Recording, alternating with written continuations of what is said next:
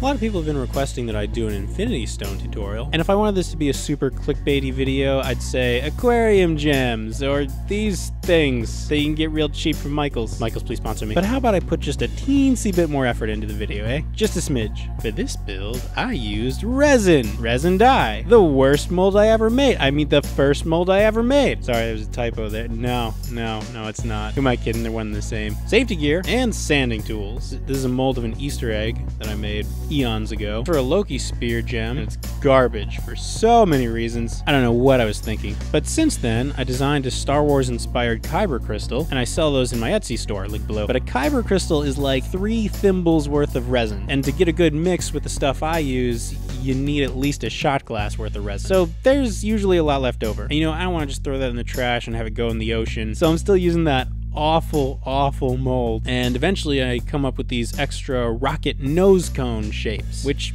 occasionally come in handy, like once a year. I know you're probably going, when are you ever going to use that? And the answer is right now. I took these 2 red and blue ones from back when I was really bad at measuring resin and sanded them on the belt sander. The whole point here is to get every single angle flat and geometric instead of rounded, sort of like it was a mineral pulled out of the ground. This is supposed to be the sort of raw geometric version of the infinity stone. As you can see, this is kicking up a lot of dust, the majority of which is going directly into my atomic waste basket. Get it? Regardless of whether or not you have a real dust collection system in place, you should still be wearing a respirator mask while doing this. I'm always wearing one when I'm sanding, but you can't always tell because I'm not usually in the shop. These are going to come out super dusty, and you want to eliminate as much of that as possible before the next step. I wouldn't recommend washing them because if any of that moisture is still on there, that'll affect the resin later. Keyboard cleaner, you know, compressed air can for keyboard cleaning is a good solution. And that's people liking my posts and sending requests on Instagram. Not the worst problem in the world to have, but just know that if I'm not responding to you online, I'm not ignoring you. I'm in the middle of a project. Next, I mixed up some more resin. Clear this time. I timed this build to coincide with replenishing my stock of Kyber crystals that I designed in my Etsy store, so as not to waste the resin that I don't use on the infinity stones. It's usually the reverse. I dipped my fingertip into the resin and smeared it all over the sanded parts of each stone. Notice I'm wearing a respirator in this shot because everything everywhere is poison all the time. All the food is poison. Also wear gloves, which are also made of poison, albeit a less ingestible poison. Don't let this touch your skin is the point that I'm trying to make, trying to